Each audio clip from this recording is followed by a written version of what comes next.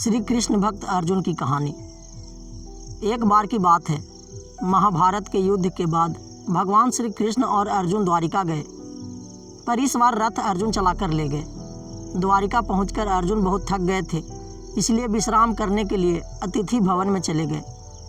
शाम के समय रुक्मणी जी ने कृष्ण को भोजन परोसा तो कृष्ण बोले, घर में अतिथि आए हुए हैं, हम उनके बिना भोजन कैसे कर लें।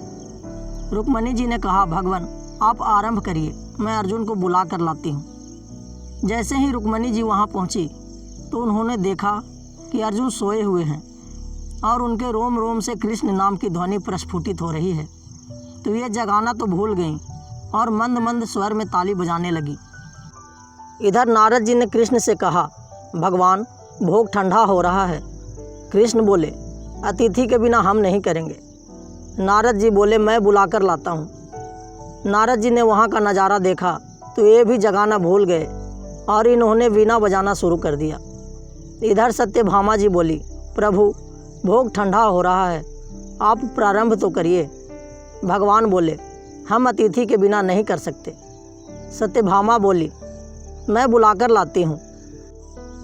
ये वहाँ पहुँची तो इन्होंने देखा कि अर्जुन सोए हुए हैं और उनका रोम रोम कृष्ण नाम का कीर्तन कर रहा है और रुक्मणी जी ताली बजा रही हैं, नारद जी बीना बजा रहे हैं।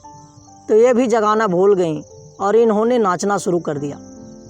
इधर भगवान बोले, सब बोल के जाते हैं भोग ठंडा हो रहा है, पर हमारी चिंता किसी को नहीं है। चलकर देखता हूँ वहाँ ऐसा क्या हो रहा है जो सब हमको ही भूल गए। प्रभु ने वहाँ जाकर देखा तो वहाँ तो स्वर लहरी चल रही है।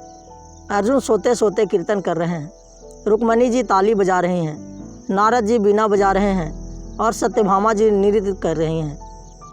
ये देखकर भगवान के नेत्र सजल हो गए और प्रभु ने अर्जुन के चरण दबाना शुरू कर दिया।